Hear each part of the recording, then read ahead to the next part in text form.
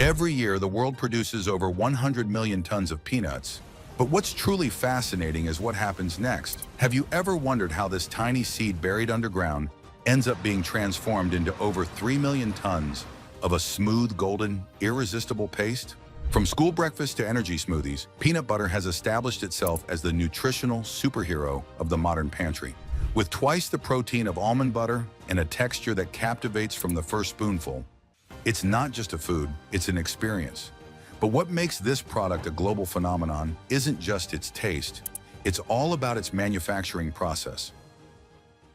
How do you roast millions of kilos of peanuts without losing a single gram of flavor? What machines are behind this stable, unbreakable creaminess? Today, we're taking you inside the factories that transform tons of peanuts into this brown gold that delights palates around the world. Get ready, what you're about to discover will whet your appetite. Before becoming peanut butter, it all starts underground. The peanut isn't a nut, as is often believed. It's a legume. And what's most fascinating is that it doesn't grow on trees or shrubs. Its fruit develops in the soil, enclosed in pods that protect its precious seed. The peanut plant needs 120 to 150 days of warm weather, plenty of sunshine, and well-aerated soil to reach maturity.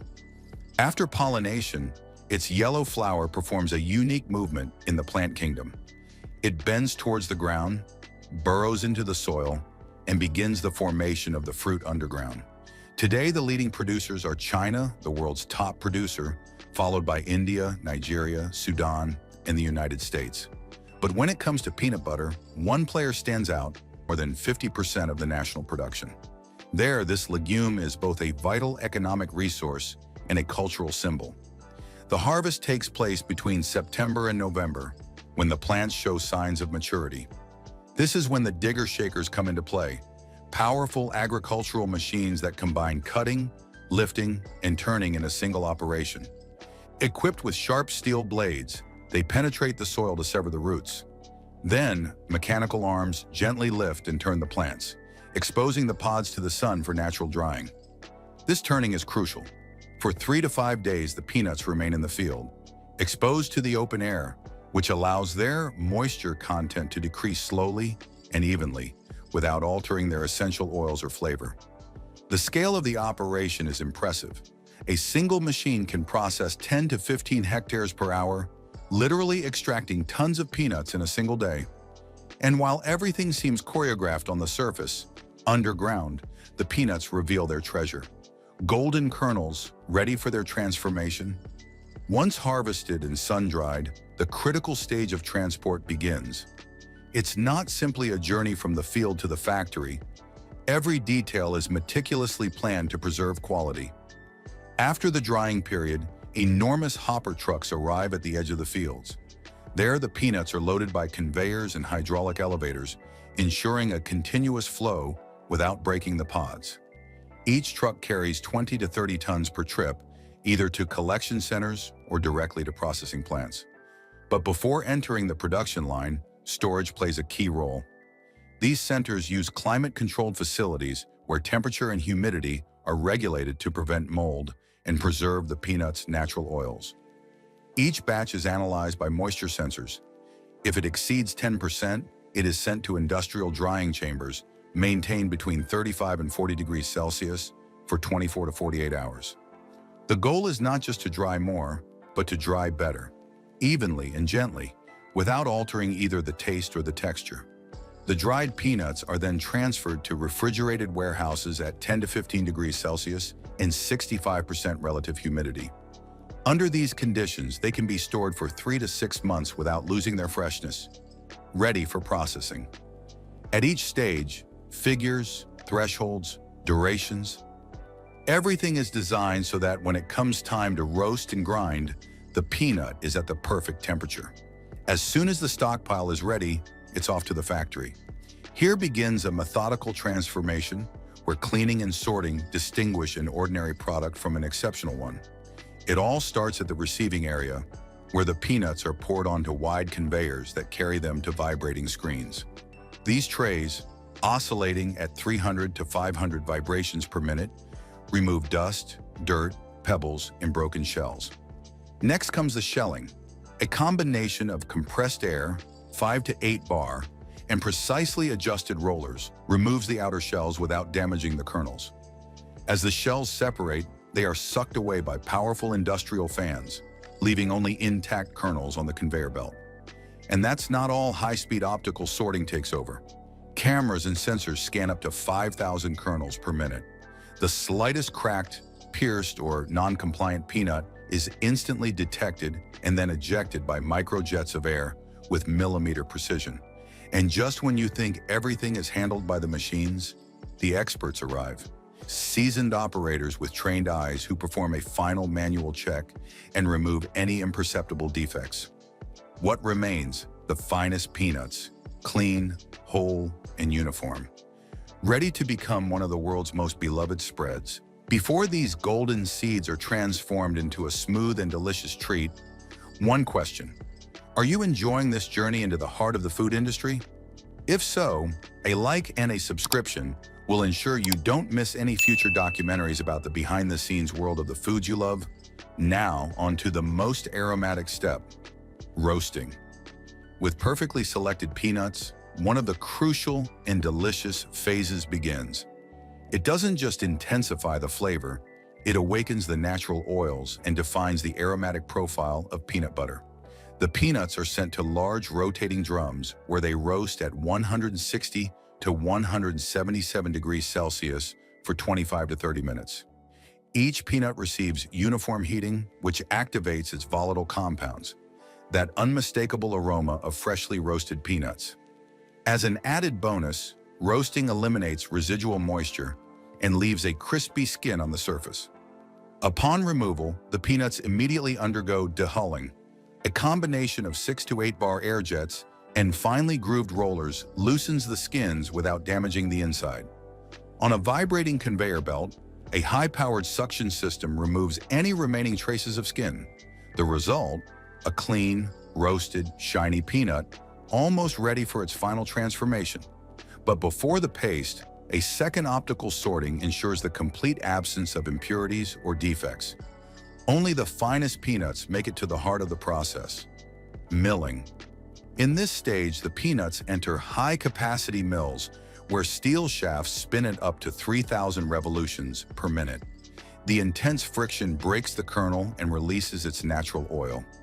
The result: a dense, glossy paste, a deep golden color with an incredibly creamy texture. An almost magical moment. This is where the peanut ceases to be a seed and becomes a legend. After obtaining this 100% roasted peanut paste, comes the stage where each brand leaves its signature: the blending of ingredients. In enormous mixing vats, the paste is continuously stirred while carefully weighed components are added in precise proportions. A pinch of salt to enhance the flavors, a touch of sugar for sweetness, sometimes vegetable oils for a silkier texture. In some variations, honey, cocoa, or peanut pieces are added for a crunchy texture. Nothing is left to chance. Each ingredient is measured using electronic scales connected to a central system, ensuring that each batch tastes exactly the same as the last. The mixture is then gently heated to between 71 and 82 degrees Celsius, not only to blend the flavors into a smooth, homogeneous texture, but also to ensure product safety by reducing the microbial load. When the mixture reaches its ideal temperature, the peanut butter is transferred via insulated pipes to the automated packaging area. There, dosing nozzles fill glass or plastic jars ranging from 250 grams to 1 kilogram. The jars are vacuum sealed to preserve freshness, rapidly cooled, and then undergo automated labeling and quality control. The entire process takes place in a sterilized environment, adhering to the strictest food safety standards. At the end of the chain, a stable, tasty product ready to conquer breakfast, snacks, and childhood memories. Millions of sealed jars, thousands of tons shipped, one single objective: to fill every table with a product full of taste, energy, and tradition. Peanut butter isn't just a food, it's the product of precise science, expert engineering, and an industrial chain as complex as it is delicious. Now that you know the behind the scenes of this product, tell us in the comments, what other product would you like to see made in a future episode? If you enjoyed this documentary, don't forget to like, subscribe, and turn on notifications so you don't miss any of our content. But don't go away just yet, there's more. The rest of this video will be just as exciting, so stay with us until the end.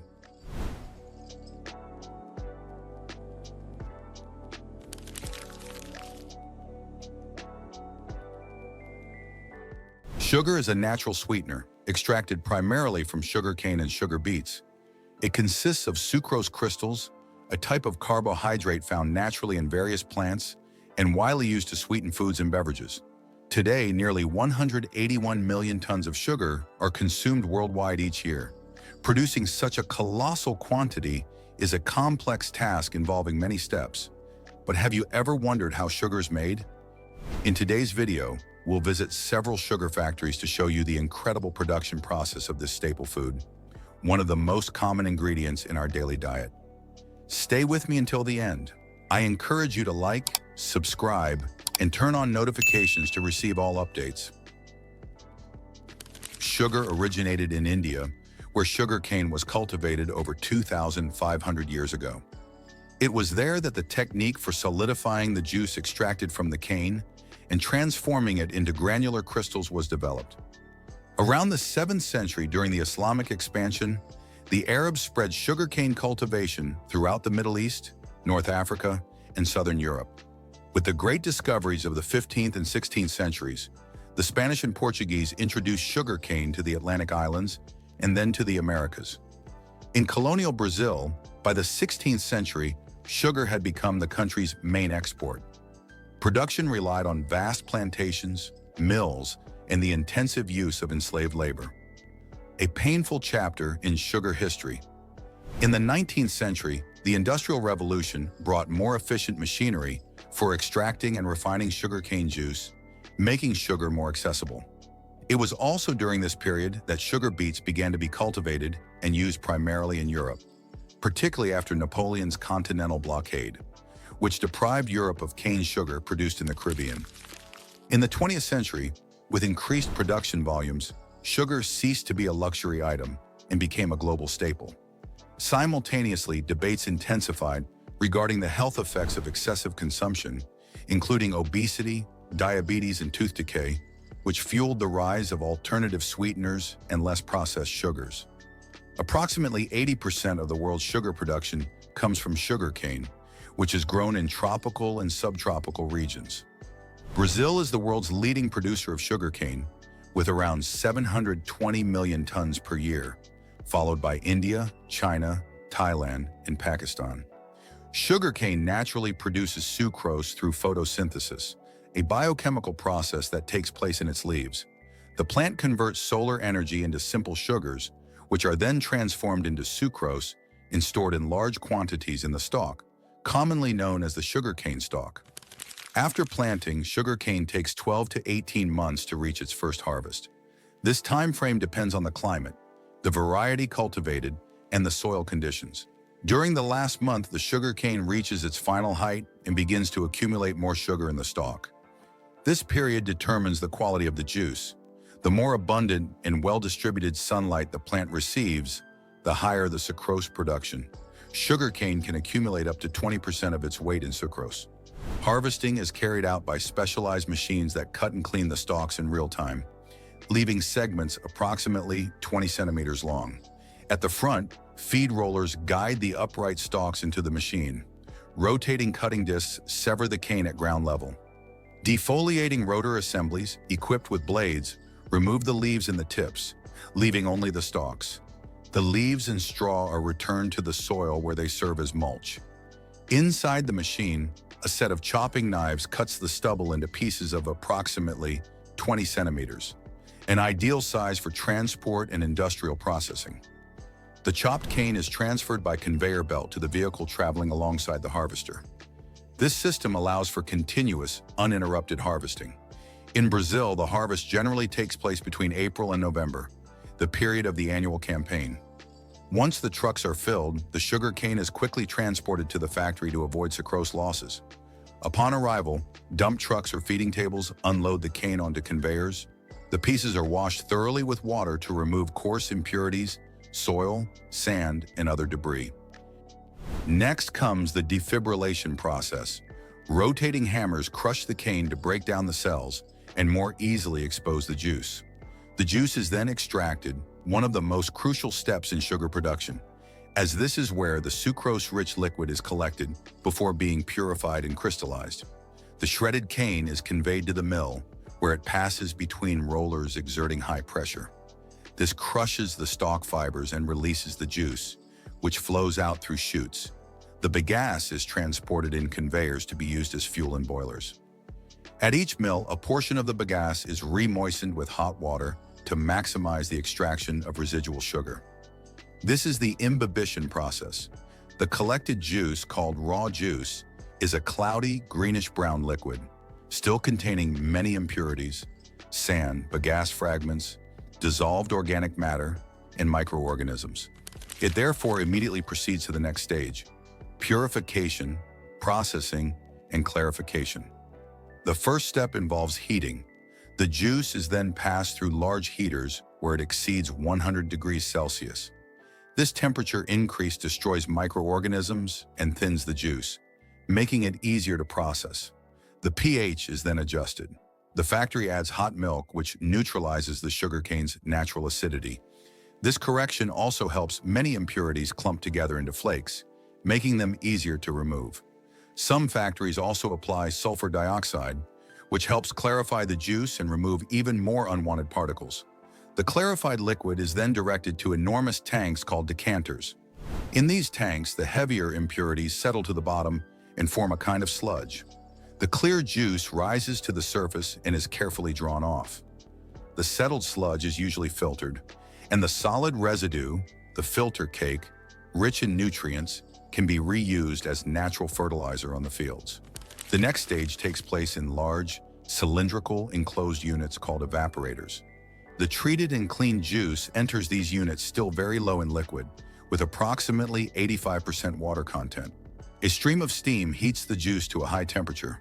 Some of the water vaporizes and is gradually extracted. With each pass, the juice thickens.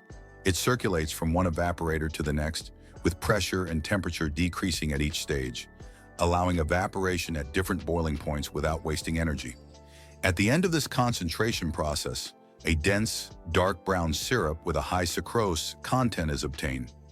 This concentrated syrup is then transferred to other vacuum cookers, large pressurized vessels, where heating continues and crystallization begins. At this stage, sugar crystals slowly form within the paste-like mass called massicute, a mixture of crystals and honey. Samples are continuously taken and placed on a glass slide to inspect the quality and quantity of the crystals formed. To separate the sugar crystals from the residual honey, the massicute is sent to centrifuges.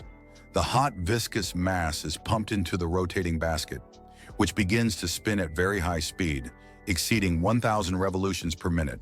Centrifugal force throws the crystals against the basket walls, while the molasses is expelled through fine orifices and collected separately.